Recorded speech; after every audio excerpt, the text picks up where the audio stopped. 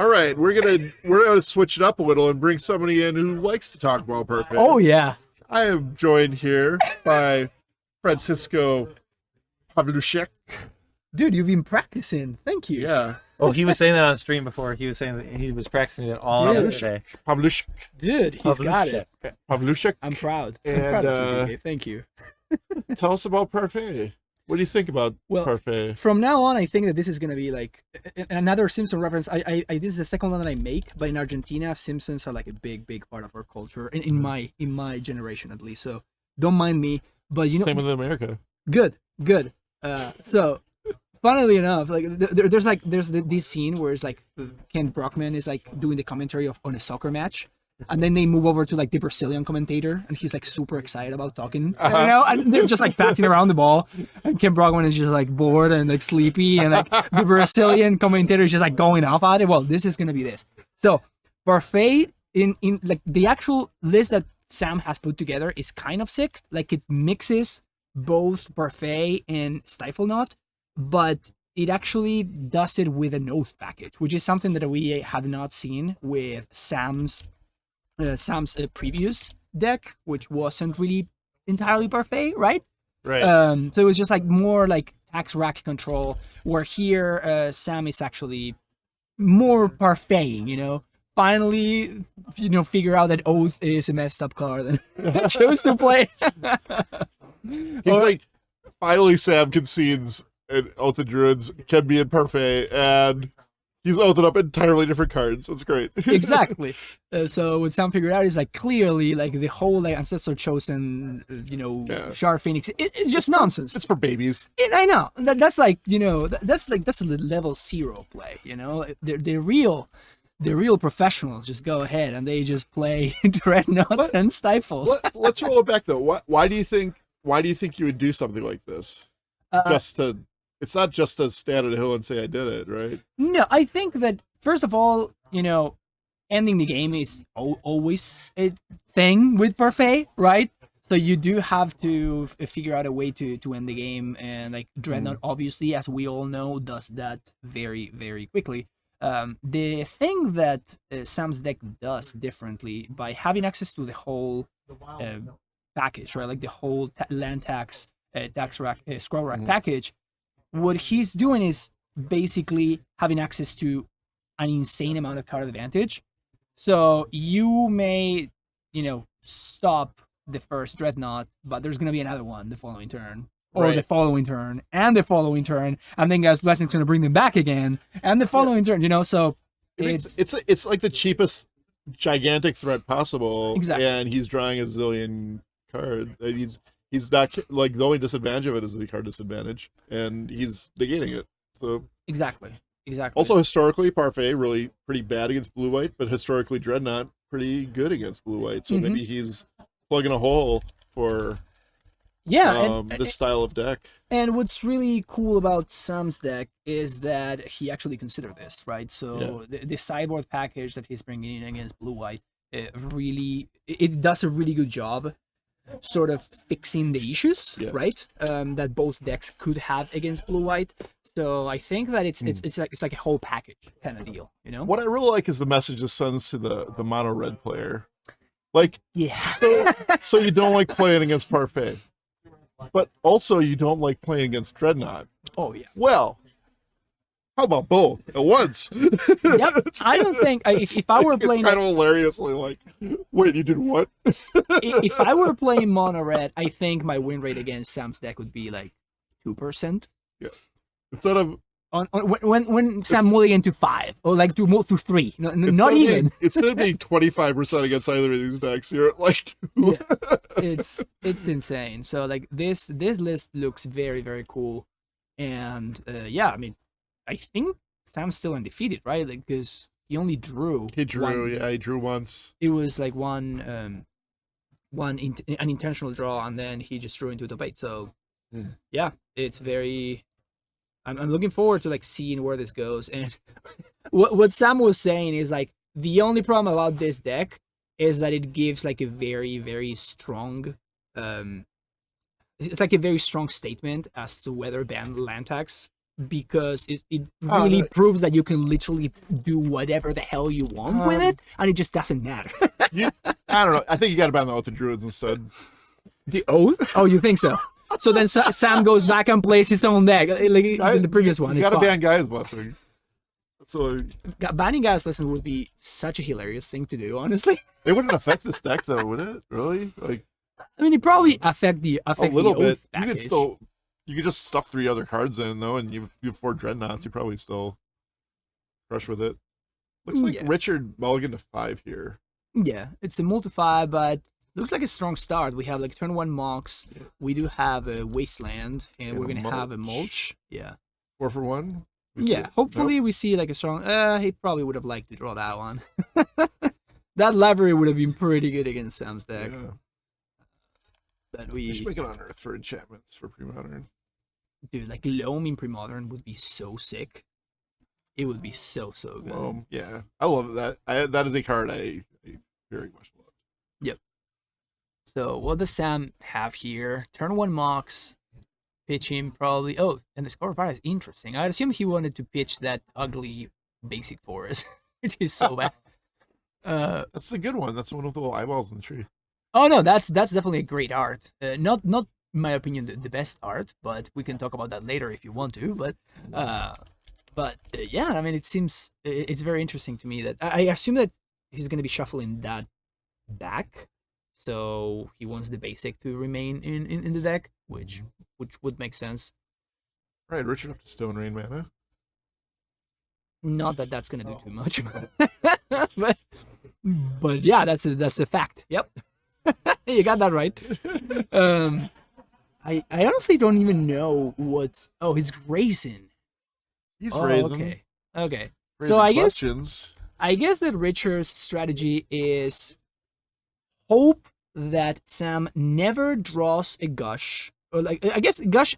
This is a way to play around Gush, actually, to like blow up the islands. That's true. Like getting one island is probably pretty reasonable. Yeah. So the goal is that Sam never finds a land tax because he probably can't beat a land tax. He never finds an oath. He probably can't beat an oath, and never hits land drops either. It's very very. What's the word I'm looking for here? Hopeful. But you gotta root for Lily Guy. What are you gonna do, right? As a land tax player, how do you feel when somebody 2-for-1s themselves to get rid of 1 basic? You're probably pretty stoked, I would imagine. You're probably you'll take that probably. He's hitting land drops very nicely, and now, damn, he even gets a shuffle. Oh, my God. This is so good. This is so good. Mm-hmm. Richard looking at a couple. Yeah. Now that I think about it, I guess the Wasteland was on the table. Because if that's like, I don't even recognize that art. It's a Wasteland. Yeah, it is a Wasteland. You just realized it? I literally just realized it. So obviously, pitching the Undiscovered Paradise now makes so much sense. Oh, all right. But like, I literally totally ignore the fact that there's a Wasteland on board because I have never seen that art before. What art is that from? The Secret Layers. A Secret Lair. Okay, that explains it. There's like a crumbling library of Alexander. Detective Pawluszek on the case. Oh, I got you. Twitch chat. We cracked it. Yeah. Remember when we were talking about the Sam's deck being able to end the game quickly? Yeah, this is what I meant. So unlike the previous match that we saw with Caleb, this is not gonna happen here, and this game is gonna end in 2 turns. Here's a 3/3. A whole 3/3? This could be Sam's biggest contribution to the Premodern format, is he's found a way to make Parfait like bearable to lose, that you just don't have to sit there and like how do you draw with this deck? He's a moron. Oh, that's hilarious. That is hilarious. Maybe people will hate less on Parfait now. Look at that. Sam even when just hit him, Richard, while he's down. Sam's like, nope, you will no threshold. No threshold for you. It's like, counteracting the baseline thing your deck could do. That's just, is that considered BM? Can we actually consider that BM? Judge unsportsmanlike. It's oh man, this is something else. Anybody's game from here. Wish you're still gonna fight though. Oh yeah, I mean, you're in top 8. You're having fun. You're Yeah. playing honestly, you're playing Mr. T, which is like such a badass deck. It's sweet. I dig it. So yeah, I mean, you play it out every time here. Also, you get to stare at your Mox Diamond, which is very sweet. You also get to stare at your opponent's Dreadnought, which is probably less sweet, but... What if you just Shatterstormed here? Oh, that would be sick. Meltdown. Meltdown for 2. Oh, yeah. I want to see it. All right. We're picking it up there. Right. I mean, that's exactly how I would expect that matchup to go.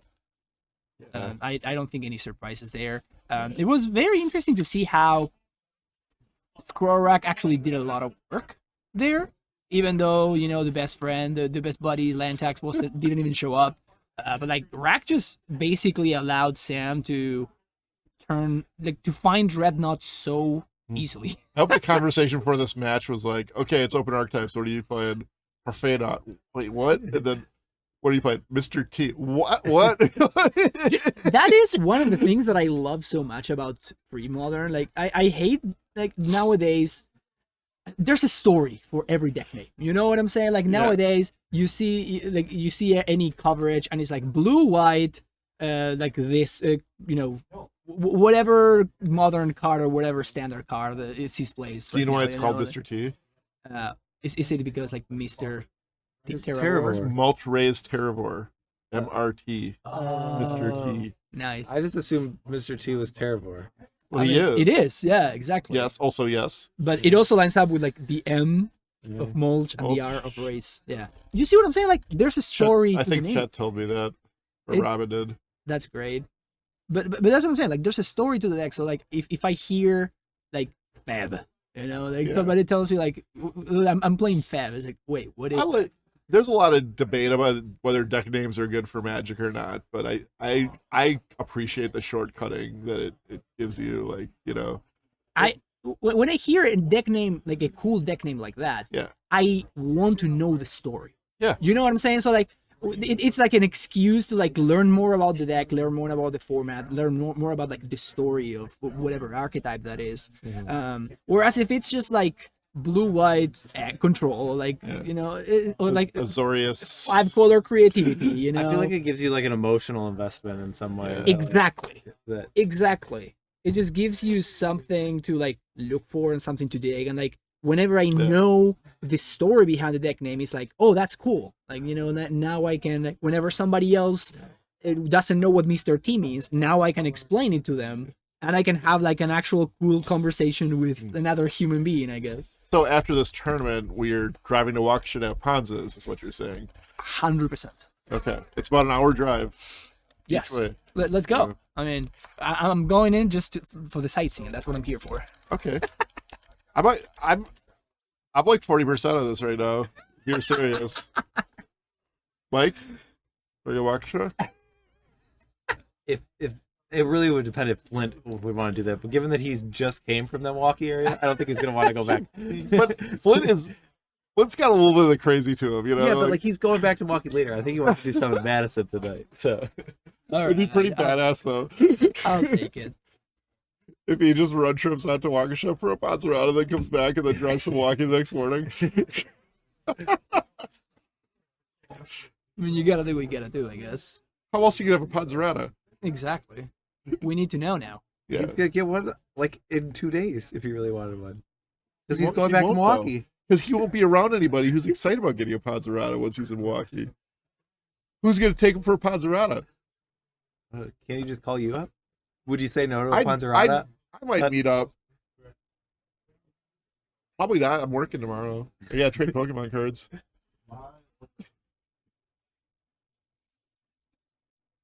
You drink that Guinness yet? I did not. Can I drink it back here? Sure. Great. I'll be right back. Are they both playing bright yellow sleeves? I didn't realize that's what it's not. Yeah. It's kind of bananas. I think it's more of a lemon. Yeah. I was gonna say goldenrod, but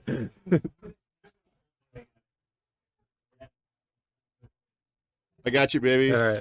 There you go. You gotta come with, Kristen. Kristen Missel's my wife. She's amazing. She made that disenchant. Kristen, did you hear me earlier how much they said I would have to buy back that disenchant for?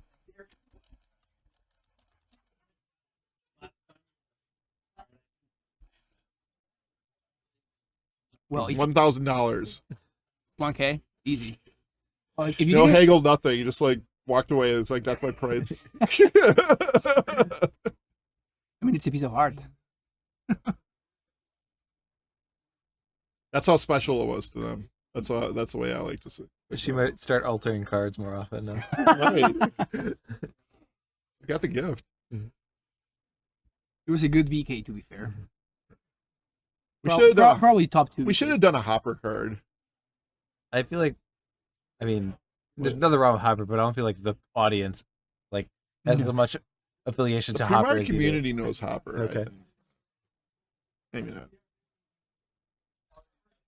If you didn't think I was gonna be, if you didn't like how excited I was before, I have Guinness in my hand now, so the excitement level is gonna go up by at least 50%. Can we get 50%? Can we get a beer count? Yeah. 1. We need the beer count on stream now. How many Guinnesses did you get? Is it just one, or do you have like a whole 6-pack? No, we actually got like an 18-pack yesterday. But we've where's been the working on NCAA? it. We've been working on it. Also, I just realized we have the yellow sleeves mirror match happening right here. You're way behind. We were already talking about that. All right, 10-1 Port. Port, go. I mean, seems not super great versus the Mox Diamond that Sam has in hand, but gotta do what you gotta do. We'll figure out. Get it? We'll figure out. How does it have a meltdown in its board? It's so sweet. You want the Mox Diamond deck to play Meltdown? Yeah, probably not great. Quiet, both of you. I'm the one. I'm talking here. The Ponza master. Aldrich, though. We're supposed to everything. We're supposed to not rail on each other, you know. We're supposed to like promote each other as experts in the field. Well, I think what Sam is setting up right here is Sam's trying to like set up Enlightened Tutor for land tax and then play land tax next turn. But Richard does have the Naturalize sitting in there. You just nug this, right? I mean, I would just kill that. I know Naturalize is a huge card in this matchup, you know, because it's like target rich environment, you know. But I mean, when your opponent just goes Mox Diamond go, I feel like you have to just nug it. I mean, know? To be fair, Richard will be insanely blown out by the Vision Charm in Sam's hand. And just face out the.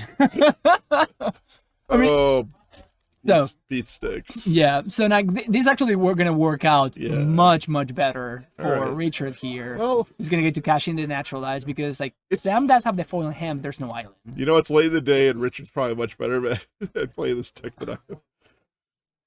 I'm not saying no. I think he had the soul read on the Vision Charm. That's what I think. Yeah, I mean, I have Vision Charmed my own Winter Orb before. And I have Vision Charmed opposing Ensnaring Bridges as well. So I'm a very big Vision Charm lover. That's the best part of Flint's Angry Hermit deck is all the uses of Vision Charm. Yep. In it. Yeah. Vision Charm is actually a very flexible card. Obviously in Dreadnought specifically, you're not playing Vision Charm in any non-Dreadnought deck, but the fact that your combo piece has so many like random uses, countering Enlightened Tutor is a really big one. If you ever get to cast that against the Insidious Dreams deck, don't get me started there. My opponent had cast a Shallow Grave, and I cast. Yes. I mean, I didn't mill any more creatures, but it was the thought that counts. Exactly, the dream was there, you know. The dream was there. There's like so many like random plays that you can make that are just kind of awesome. But I would imagine we're gonna see the Naturalize going at the land tax immediately. Hope so. And it's kind of gonna be pretty good. Like it's a nice clean 2-for-1. Because, you know, Enlightened Tutor actually was the one fetching that land tax. So between that and the library, maybe Richard can put something together here. Charming your winner does not work, does it? I mean, if your opponent is disenchanted, yes. Oh yeah, And defending it, yes. Yeah, you defend it. Like, it's obviously you don't get to untap, but as Itai learned in the finals of last year, which we'll hopefully get to see. Naturalize your land tax. I'm a little surprised he didn't just drop the Werebear there. Yeah, I think like the Werebear would have been good there. I don't think it's that big of a deal. Did he forget his library trigger? Maybe. There were a couple of fetches.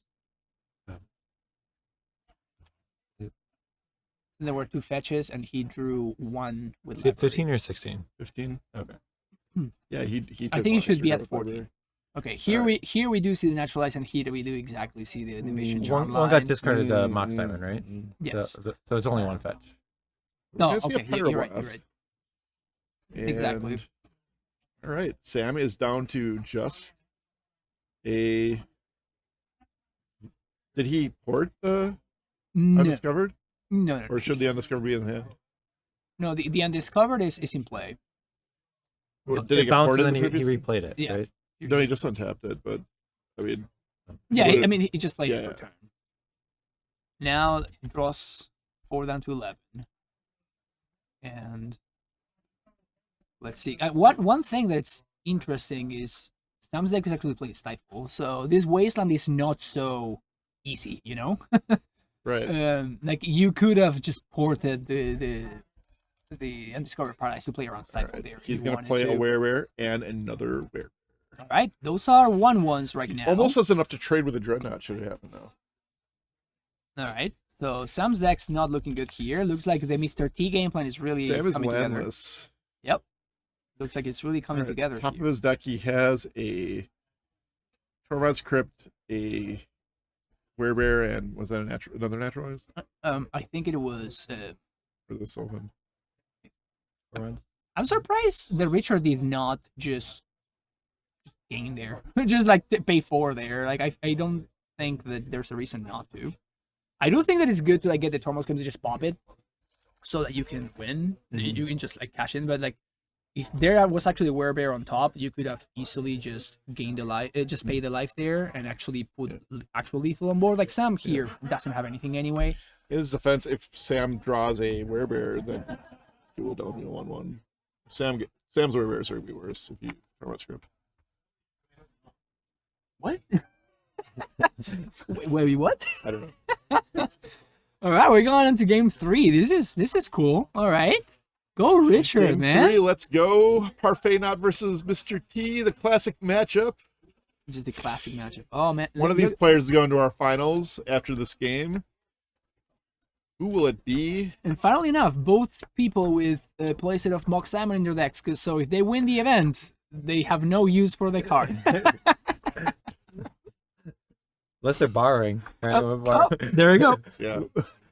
Maybe they owe. There you go.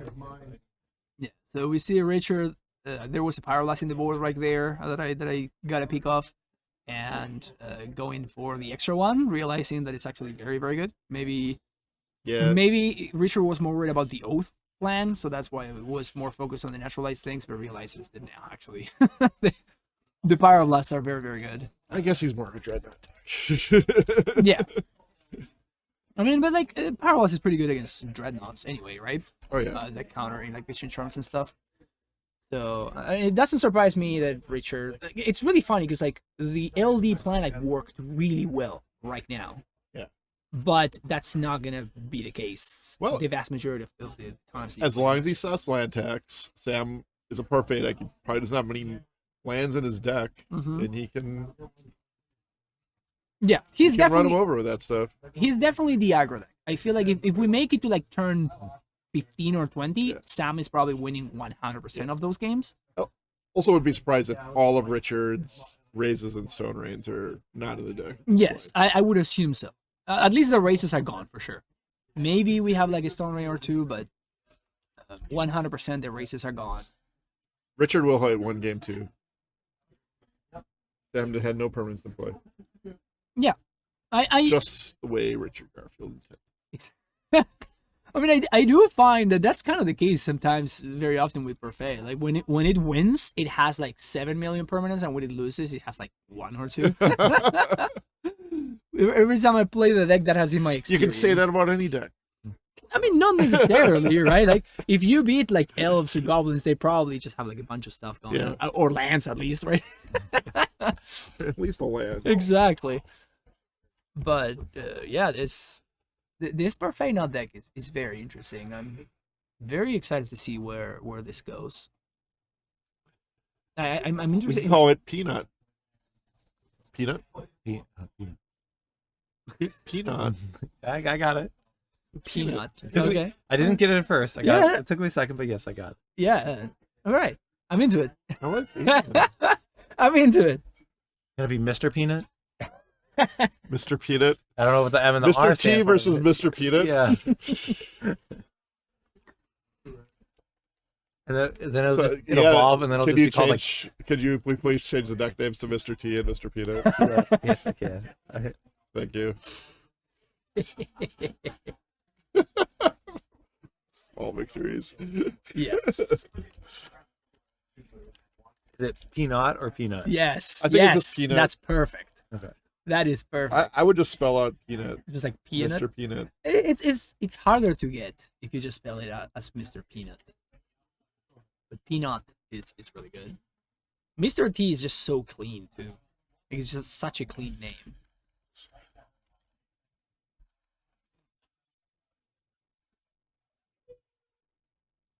Mr. Peanut versus Mr. T.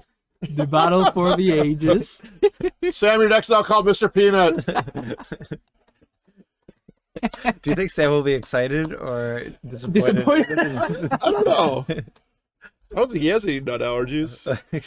I would say I apologize when one really time more of a when we nut used this legume. deck and I called it Blue Parfait.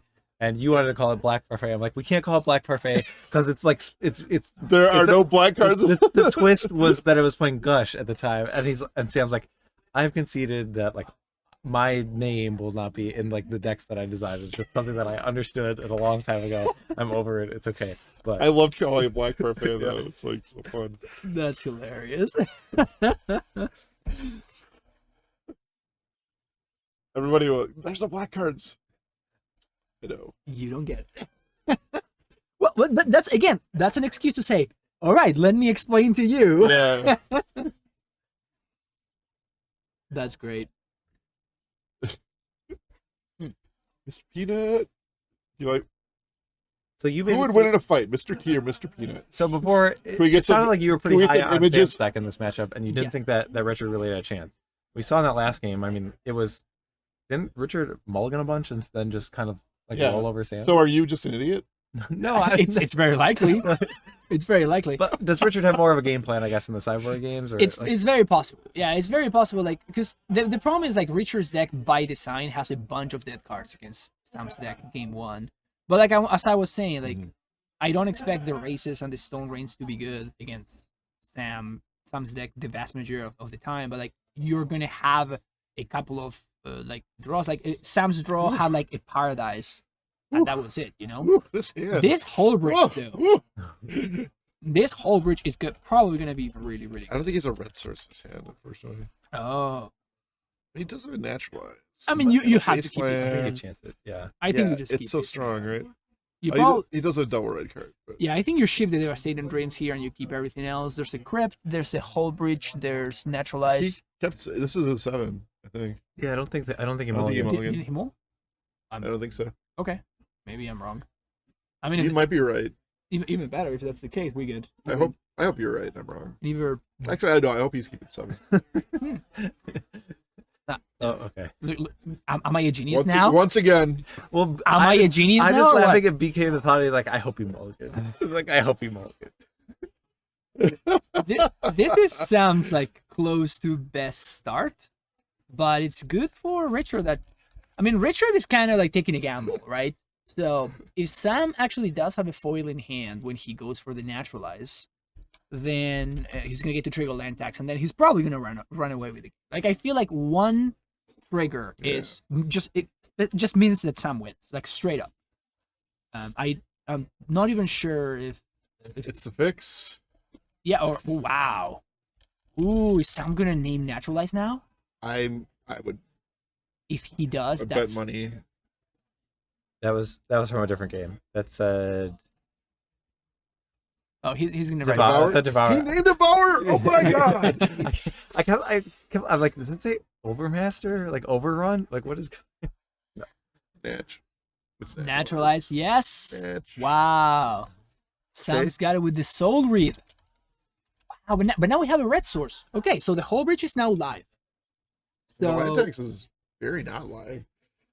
Yeah, I mean, all it takes is you can play around it now. He can, yes. So we're gonna have like a very interesting situation where Richard's gonna have to play around the land tax, and he's basically gonna have to do as best as he can to never trigger it. Well, if Sam plays any artifact, though, he opens the door for this whole breach. Just stomp him. So the question now is gonna be how much Richard wants to slow roll the whole breach, or versus like how much he wants to actually have a proactive game plan and just do more things. But I do think that you probably just sit on it here. I don't love the Wasteland play here. I mean, he's playing the Wasteland because I like the Werebear though. Yeah, I think that it's icky, right? Because now Richard has played out the Wasteland, so if Sam has an island and a gush, land tax is online. Like that is what is so great about Sam Black's deck. Is the fact that Gush just synergizes so well with land tax.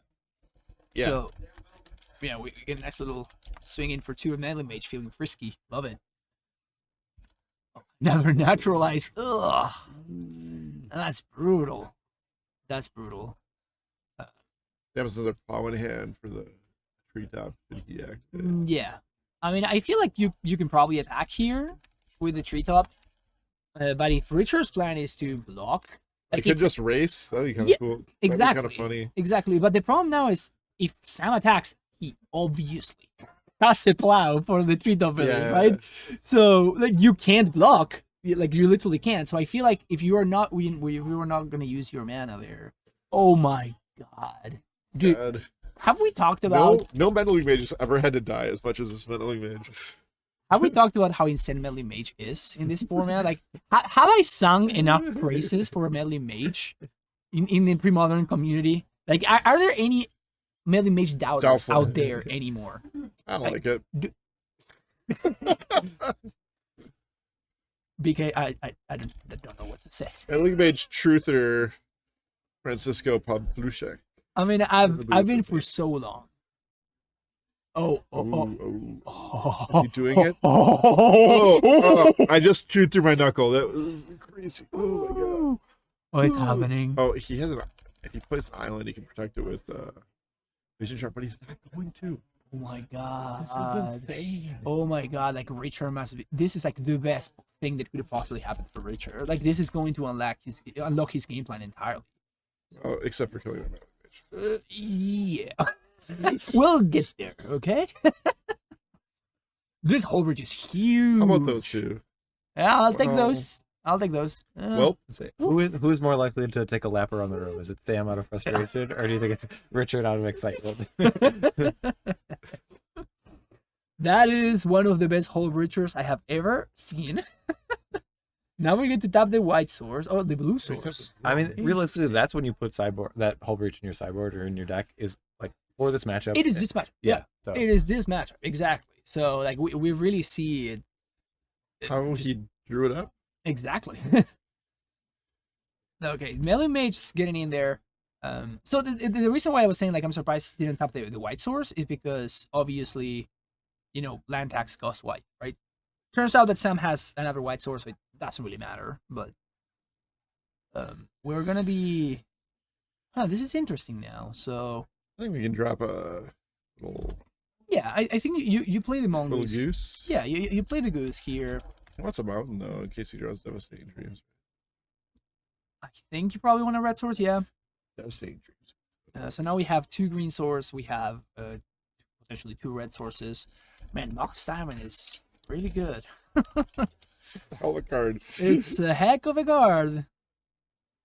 Doing really well here. That triple naturalize in Richard's hand though. This meddling mage is doing some serious work. Interesting. So, oh no, is it gonna get blown out now? So he doesn't actually attack with the. He doesn't actually do anything with the triple and doesn't play the what am I blanking on the name? Mongoose. Thank you. I was blanking on the name for a second. So if the hope, like if I were Sam and I see this situation right here, I am attacking with that meddling mage. Like there's no tomorrow. Like it's you have the plow, you have it ready to go. Unless he's specifically saving it for because he doesn't have an answer to Terravore, which could very well be. I think Richard should be trying to get closer to closing this game out though. Well, it wouldn't matter because he's got a dreadnought or two. It's just one or two. Yep. Is it two? So Sam's hand is 2 vision charms, 2 dreadnoughts.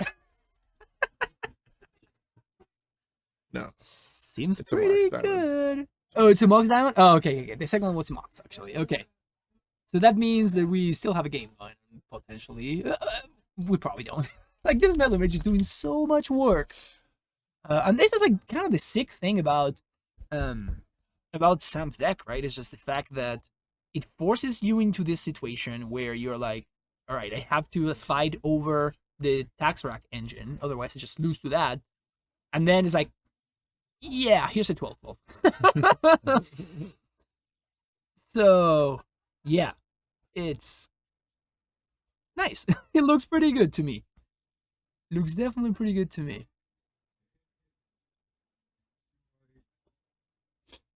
This is something the normal Parfait deck would not do. Yes, exactly. Exactly. Like, normal Parfait is probably, like, still spinning its wheels. And it's giving Richard like enough time to eventually find a lightning model to kill the meddling mage and then unlock the 3 naturalizes for potentially trying to like Gaia's Blessings stuff. And it's just like, yeah, sure, like Sam can do that thing as well, but it's not stuck on it, right? Right. Like now it's a freaking 12-12 coming towards Richard next turn. You know what I'm saying? Like that's very real. Like that really is an insane clock. I'm really starting to wonder if Blessing's actually right in his deck. The Blessing? Yeah, it could just be 3 more do something cards. I mean, you are playing Oath. If you're playing Oath, you basically just He doesn't have to. You kind of have to, right? Like that's where the real late game power comes from. The fact that you have so many, like you can just loop that dreadnought. It doesn't matter how many times it dies, right? Yeah. You always have more dreadnoughts and more cycles. Like you're not gonna. How many decks can just kill infinite dreadnoughts? So. No decks. That's the point, right? Like maybe Parfait is the only deck that can. Right, like so the 4 should be enough. No, I mean, post board, many decks can kill 4 dreadnoughts. I have actually lost running out of threads while playing dreadnought, right? You're probably not getting them at the speed that Sam's deck is, though. Yeah, well, that's obviously the thing, right? Yeah, sure. You have Tinker, but Sam has swords to platters. Yeah, wait. You know what I'm saying? But like every turn, that guy will blow up a dreadnought. Yeah, Tinker is messed up. Tinker is real good. Actually, I saw Sam playing like a test match against a friend there before, and the other player wasn't going. Sam plays a Tinker, and Sam was like, okay, so it just kills a dreadnought. I'm like, no, it's CMC. And so I was like, wait, what? Richard's still in good shape. He just kills a smelling mage, though. Yeah, funnily enough, yeah. Final life, if we got 8 Pyroblast, that's all he needs. Yeah, for sure. And the fact that the sports are doing some work against that, it means that, yeah, I mean, if we do find a Rev or something, I think that Richard is kind of ahead, actually. Yeah, I think he's pretty lively. Particularly because now we have a thread that cannot be plowed. This is the last turn he can do it, though. Oh, redraws. Well, but now it's dead, though. Now, because like if he uses the red mana to redraw, that means that now he doesn't have the extra red mana. Because like the first Naturalize is getting countered by Division Charm in Sam's hand. Although I guess he can upkeep it. Exactly. Yeah. If he upkeeps, then we may be onto something. But he finds a Wasteland. He got a Wasteland, yeah. So I guess that's it. Bummer. There's the handshake.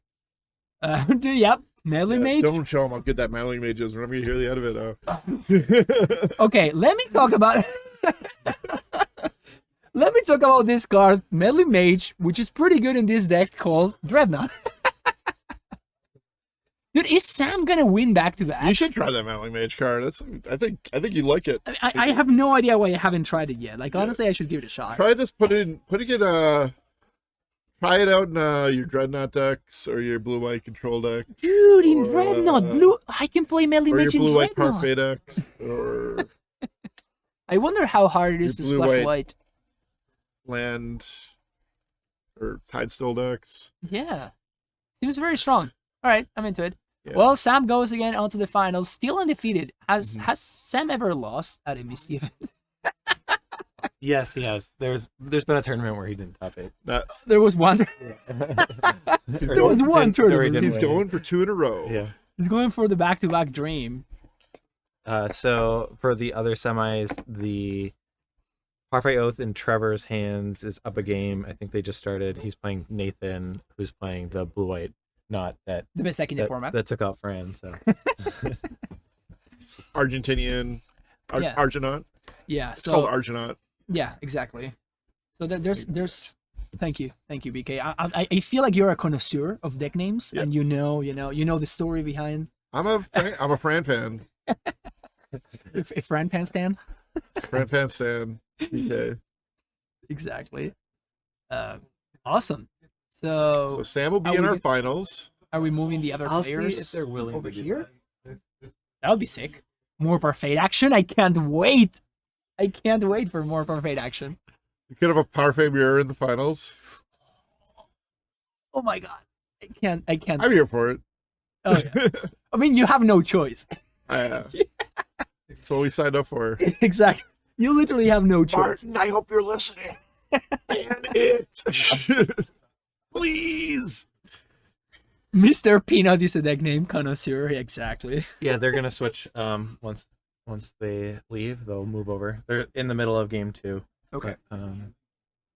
So I guess Mr. Peanut.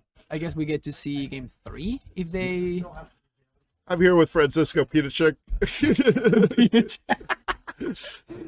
That's funny. Parfait mirroring and time rounds. I'm gonna need a lot more beers.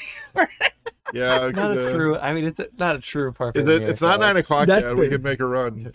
That's fair. Parfait wins. Yeah, exactly. You missed Mr. Peanut, beating Mr. T. The upset of the century. Dude, can you imagine if Sam brings it, takes it home back to back? It's gonna be great. Yeah. Melee Mage doing Melee Mage things. Yep. The old Melee Mage 3 for 1. You'll love to see it. Yep. I'd also be down. Like it got Did you got get to there a meet? couple times. Did you get to meet Chris Piccola when you were out on the East Coast? No. That would have been good to see. Dude, I would give everything to have Chris sign my Melee Mages. It would be just so good. Would be so good. I also have to get Sam to sign my Gaia's Blessing, and I forgot them at Caleb's house. Do you have 3 blessings I can ask Sam to sign? Yeah. Awesome. Definitely gonna be asking him later. Right. And I'll give you the ones that I have at Caleb's place. Blue White. Mr. Peanut. Dude, Mr. Peanut is like the best deck name. I'm very happy that we figured that out here. It's one of my superpowers as deck names, I think. It's so good. Like, it's really, really good. You know what I need, really? I got to figure out a podcast name. I'm going to do a podcast with Ryan Gradzinski.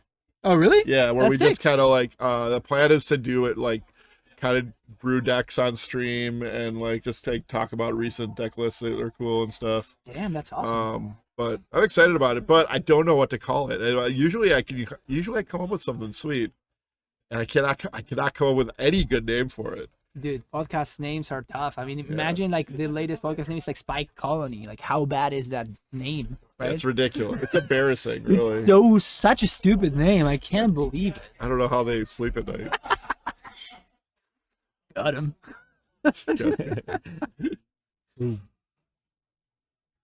All right. So we're deep into game You'd have 2 to put here. like Lanny and Mike Flores on it to make it listenable, you know? Oh, yeah. Something called that. Okay, so things are looking pretty grim for our hero Did here. they pause the game and bring it over? That's great. They did. That's awesome. I asked him to. That's very, That's very the way cool. we do it here. You don't see that in Approacher. Dude, those are some stacked graveyards right there. Yeah, some things have happened. Like a lot of stuff has happened. All right, so Let's try to work through what the plays have been so far in this game. yeah, I see. Looks like there was an early land tax, and maybe it got countered. Then like the Pyroblast, etc. these are Givian fine. These pearls. So now, I mean, Nathan has a terrible hand. Nathan's hand is like an annul, 3 dreadnoughts, which don't do anything. At least we have the annul. At least we got the annul, so we can take care of that. Because if that scroll record solves, the game ends, right? Yeah. I mean, Trevor doesn't have a ton going on either, and his land tax isn't working. Yes. So we maybe have more. This Order of Silence is not good times for Nathan, though. No. I feel- Nathan's probably not. I feel kind of bad asking him to move over. Nathan's probably like, "Oh my god, this is so miserable." Is Nathan down a game? I think so. I think Trevor's up. I think that's what they said. Yeah. So, So it looks like we're probably gonna be draw going here for a while. I gotta switch the name. We're not yet going to this card phase. To the next card phase. Second tax is really good for. I don't know the second Same player's marks. name. Oh, Trevor. Trevor. There we Okay. go. All right. Yeah, that's very good for Trevor. Like now, Trevor's entire mana is online. Oh, we got a reader for Portent. Best cantrip in Premodern. All right, those are real cards. We have a stifle. We have a counterspell, and another counterspell. Too bad those counterspells are gold bordered, but you know, probably the person who lent that deck just doesn't want their friend to actually do well in the event. So it's understandable, you know.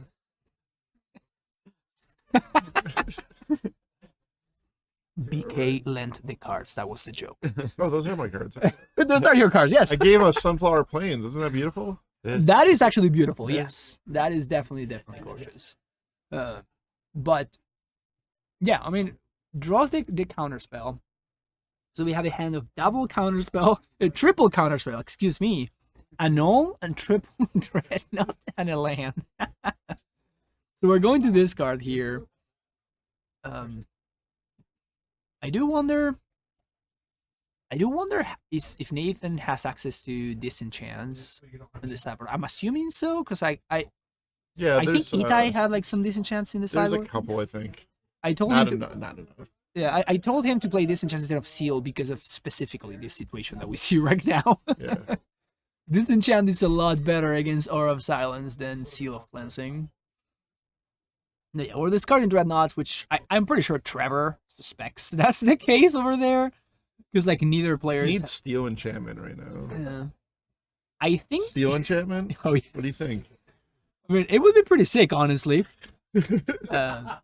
I actually do like this. You know, we are using a counterspell here. It's more mana efficient, and maybe we get to the point where we do find another blue source, and we get to, like, do both counterspell and annul. I mean, he does have the extra blue source in hand if Nathan needs it, but Was Steel Enchantment in Onslaught?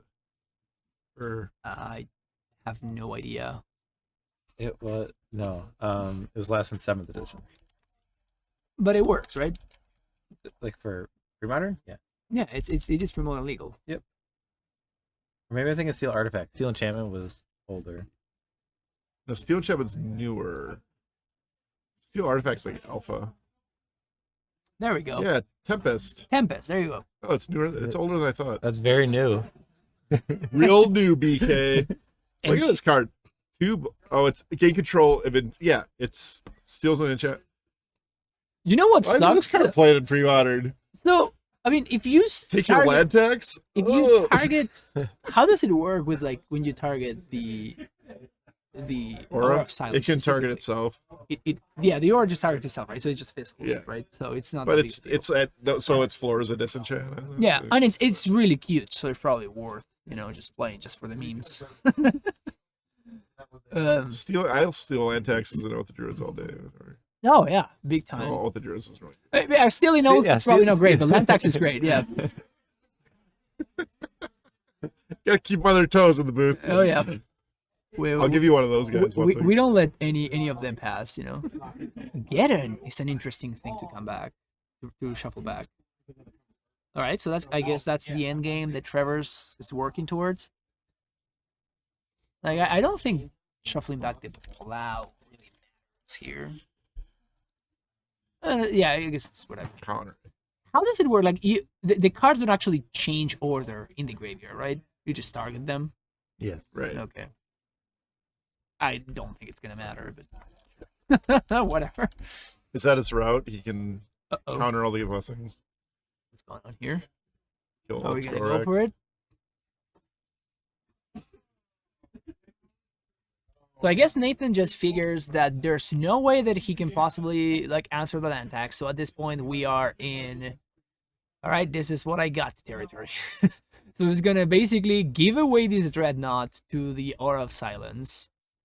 To hopefully unlock. Yeah, and the hope is that Trevor's hand is just all blanks. At the best, he gets Trevor to sack the Aura of Silence. Yeah. Yes, but that's at the worst, he trades he puts a Dreadnought that Trevor doesn't care about. Trevor gets 6 of basic. Yeah, I mean, I do think that it gets to a point where you just have to go for that. Like the only alternative thing that I could consider is like if I'm Nathan, I may have like waited until I draw a Meddling Mage or a Gush. Or a Gush, yeah. Either one of those would be fine. Mind a Gush? Yeah, Gush is pretty solid. But yeah, at this point we're just. I mean, the other thing is, would you be willing to start discarding cards instead of making that play? And I can see from Nathan's perspective, it's like if you're going to have to start discarding cards, I don't know. Yeah, he already discarded one Dreadnought, so I don't know how many more. Too, so.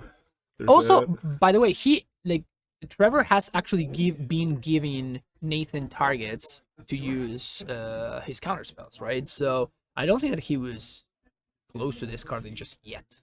Sylvan Library? Yeah. Library seems kind of almost redundant here. And the Meddling Mage was obviously the immediate next card. as it you love to see it. Oh, you love to see it. Here we actually see... This could move. Make its way to the finish line, right? I appreciate your optimism, but at this point, like the land tax are online, right? So yeah. What do you think you'd name here? I mean, you probably still name Swords of Plowshares. If you think that Trevor has Meddling Mages in Sideboard, there's no basics in his deck. Oh, there's actually all the basics in the graveyard. Do nothings. Really? How is that possible? I mean, he's got. Oh, he's got a bunch in hand. Oh, I guess that like Nathan's been fighting over racks. He's got a Sylvan Library. It's not a do nothing. It's still. Library is basically like a Sensei's Divine. Shuffle here. Library is basically. Looks like he has another library and an Aura of Silence on top of his deck with a third land tax. Yeah. So it looks like Mage did indeed name Swords of Plowshares. By the way, very wise. Yeah, those little tokens are just great. By the way, like it just makes life so much easier for coverage. Yeah, Meddling Mage once again. That's what Mike does. He creates great productions with clear representation of what's happening. Exactly. Good job, Mike. He's a master. Let's all give a shout out to Mr. Michael Holt. Yeah, thank you. Thank you, Mike. Everyone's probably confused by this. They probably think, "Oh, did he draw something? The game's over." Or just giving a shout out. Cover Chris up. If Nathan wins this tournament, the second tournament he won with cards, all of my cards. Second time my cards won a Misty tournament. It would be a second Mox Diamond. He could be the person that would benefit for the more Mox Diamonds. He won the first Mox Diamond we put up. Yeah, but he's borrowing your playset. We kind of poked fun, and he's like, "No, I don't own these cards." But he's the previous Mox. The last time I gave it a Mox Diamond, Nathan won it. Oh, nice. So it might be destiny. I mean, even here, he's at least getting a Dreadnought, which is very fitting, right? He almost won a Mox Diamond 2 months ago. He was in the finals against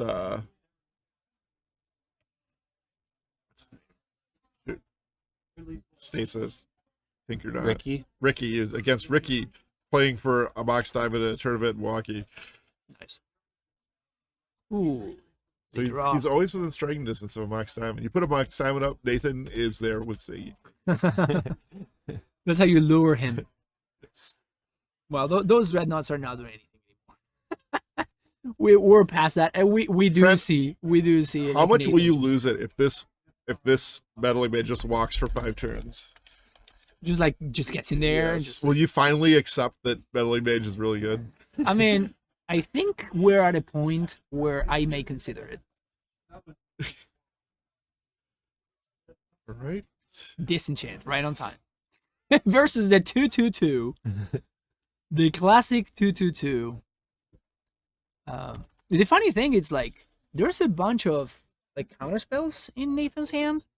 So he can counter and Lightning Tutor too. Well, he could just protect the meddling mage. Yeah, he just doesn't care about the tutor, right? Like, he just counters wherever he's gotten off the tutor. I mean, if Trevor Enlightened tutored for Scroll Rack, you would Vision Charm, right? I mean, you just counter the rack on the stack. No, you Vision I Charm. might just Vision Charm. Turn your Vision Charm into a counter spell and then have that. Oh yeah. If you have the charm in hand. I thought you were. He does. He has a Vision Charm in his hand. Oh, sick. Yeah, you definitely do that. Yeah. Because, like, right now, the red knots are not a card, right? So, like, Vision Charm is not doing anything. It's basically, specifically a counter for Enlightened Tutor. That's it.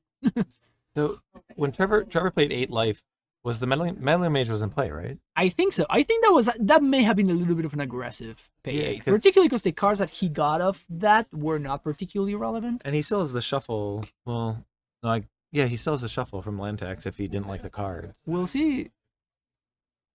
Trevor knows the interaction here, right? You can what do interaction? The Vision Charm interaction, right? Or is he gonna waste the counter spell? Well, he doesn't know he has a Vision Charm. Yeah. Well, he just cast the Enlightened Tutor. Yeah. I don't know. He might not. Oh, does Nathan know? Oh, does Nathan know the interaction? Yeah. I think so. But hopefully. Then again, maybe not. He doesn't play that much pre-modern. Yeah, I mean, I just lost to Nathan and he was telling me that he doesn't play much pre-modern. So that goes on top. Let's see. He sees it. Okay, I think that's what he's asking. If he can. Oh. Yeah, I think he's gonna do it. No. Wait, what? What's going on here? Oh, so the first card has been drawn, and the Enlightened Tutor was cast with the library trigger on the stack. Yeah. That's what happened. Well, I think he resolved one library, and now he's resolving the other library. Okay, so now Trevor goes down to 4. 6. No, or 4. He was at 8. Okay, yeah. Yeah, like that app is weird, dude. Like, I did the exact same thing. All of a sudden, I'm like counting poison counters. Like, what the hell? Someone does it every time. I think Nathan's in a really good spot here. Yeah, all of a sudden, I think Nathan's gonna win this. All of a sudden, I think Meddling Mage might win again. Dude, is Meddling Mage just sick? Have we all been ignoring Meddling Mage, and it's just the best creature in the format? There's an impulse, and he has a counterspell, and Trevor is back to the wall here. He's going for. He really can shuffle. He can shuffle. Yeah, get 3 new cards. He knows that the one of the cards is dead, right? Yeah, from his last Sylvan Library. From the last library, so like. Dude, we put this match on, and it looked like impossible for Nathan. Dude, these blue whites. It should be Argonaut, by the way. Argonaut, yeah. Come on, he's sitting right here. Can you change it to Argonaut, please? Dude, this deck is so good, man. I wonder who came up with it. It must be somebody very, very smart. Karplusan, Source of Pleasure coming back in. You probably don't want to shuffle back in the Source of Pleasures, right? When the Meddling Mage is naming Source of Pleasure. I think Nathan's just gonna only count things that kill the. And at this point, wisely. Yeah, the Scroll Rack just not gonna resolve. The Libraries is not gonna resolve. The Karplusan is just not gonna resolve. Did they just lock this up? Oh my god. Oh, we have dude, double library is just so weird. It is. It's so weird. Mage coming down for dude. Let's go. Dude! Let's go, Mage! Wow, that's crazy. Insane. What a crazy game. I can't believe Melee Mage stole that one. I'm going to yell about that vision shark thing. Dude, that's so sick. Like, this Melee Mage card is insane. More people should play it. I think adding it to Stifle Knot. Mr. Oath Parfait. Never change it back. Change it back.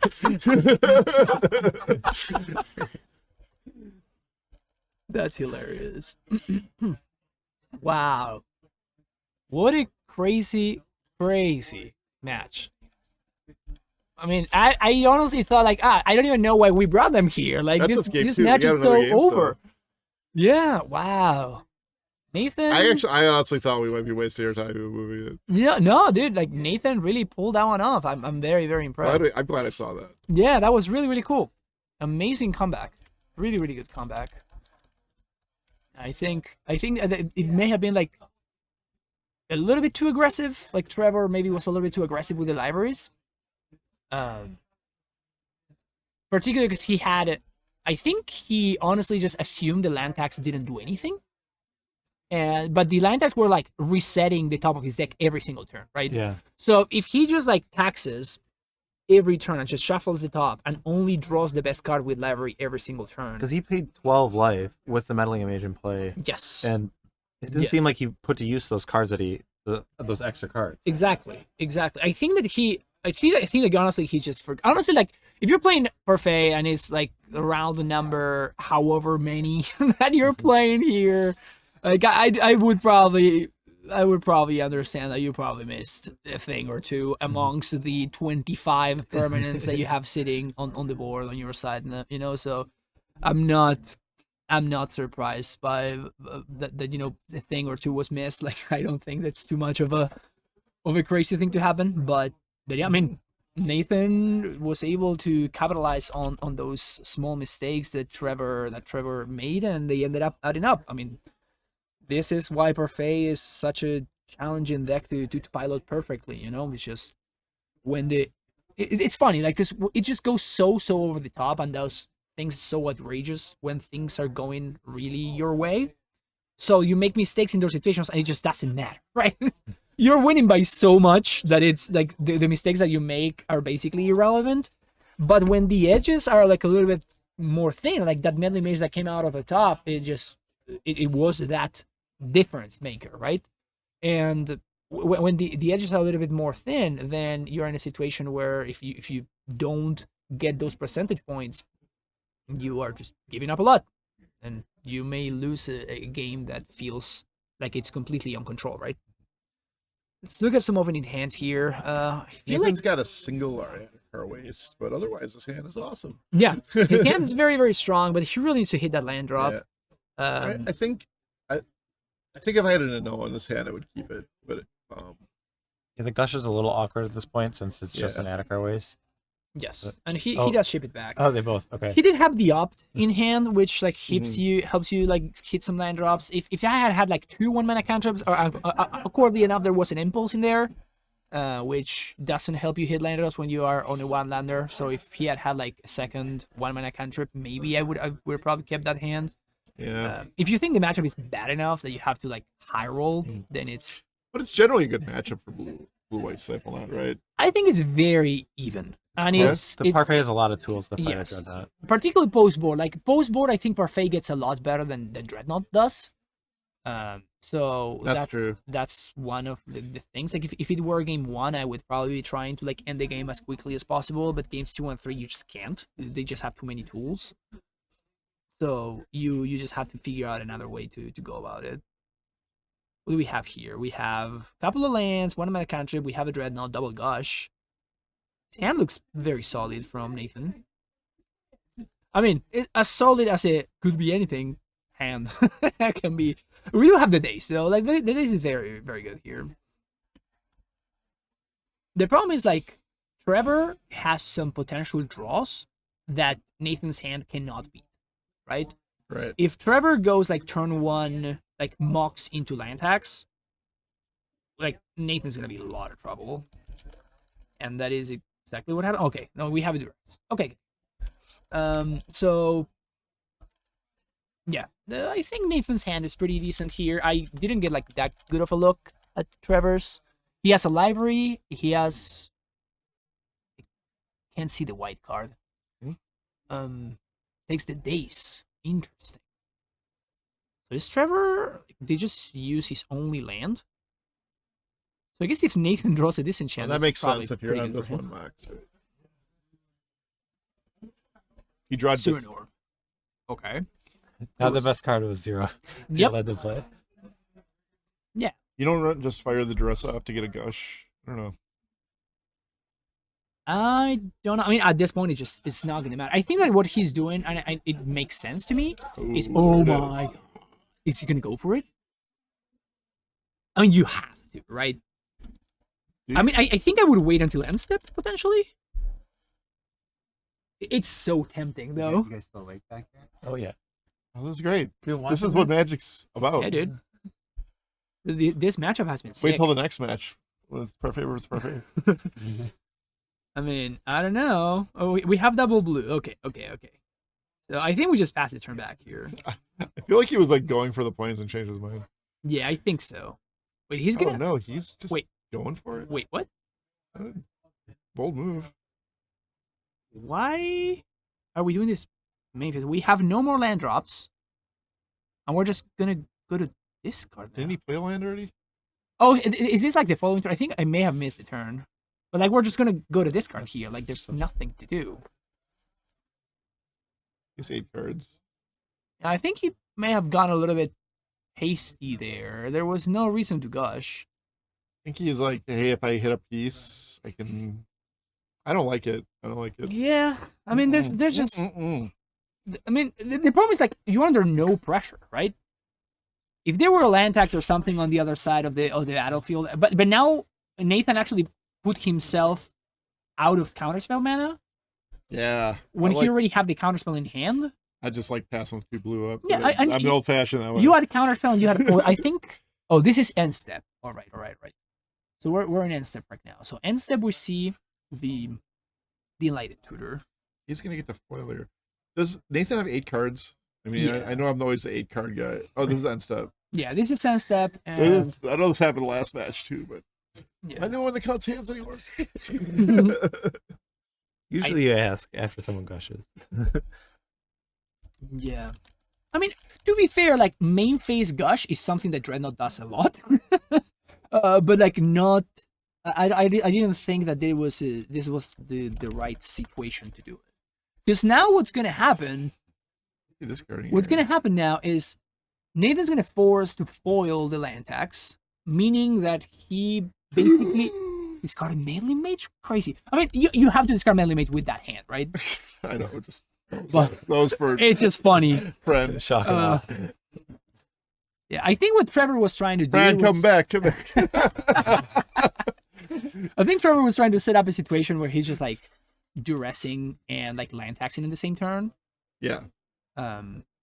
But yeah, no, it's gonna be so painful now when like Nathan top decks the white source and he just discarded the Melee Mage that could have named land tax so that Trevor knows. Yeah. This duress first is sweet though, because like if he fires land tax out, like Nathan insta foils it, right? Yeah. Yeah, but I just don't think he has the white mana. Spell. Wow. I mean, he kind of has to. I agree. He kind of has to here because he knows that there's the second land already there, and like he know. I mean, the other alternative is to take the gush, right? Oh, he got it. He drew the combo piece. Okay. He got it. All right. All right, we're on the board. I mean, that's really good for Nathan. Well, there's still a foil, but in the gush. So like there's a gush and there's a foil, yeah. And Trevor knows it. And I feel like if I'm Nathan, I just let that resolve. Land tax, I'm not interested that just in resolves. Right? I have no interest in countering that. It's all about this Dreadnought ending the game and hit up the counterspell like a champion, like an absolute champion. The game is now over. Very good at Magic. No, Nathan.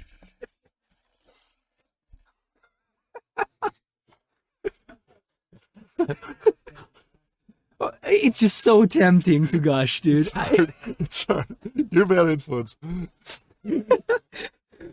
It's just so tempting to gush, dude. Gush in this man's one. Oh. I mean, he drew the Vision Charm, so we're fine. We're fine. Don't worry. Oh, he's just second Dreadnought? He just found the second. Dude, he's a champion. He's an absolute champion. He just found the second Vision Charm off of the gush. He's a genius. Wait. What?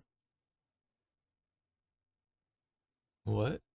He dazed and paid to put an island in his hand? Yeah, the problem is like, I think that's so many resources to not prevent land tax. To prevent land tax, yeah. That's using a lot of resources to prevent the land tax, but I just don't think the land tax matters whatsoever. Like you have two counter spells. What can he possibly play? Exactly. There's literally nothing that Trevor can draw, right? Because you have a counter spell and you have the foil ready in hand, and like the best thing that Trevor can do is like play two things, right? Because you know he doesn't have another, unless his hand is like Mox Diamond, Duress, STP, right? Like, and I think Trevor had 3 cards in hand, so that's probably not very likely. Yeah, that's one way to win, but you could also rub it in, right? You could rub. I mean, also it was really, really cute to both. Yeah.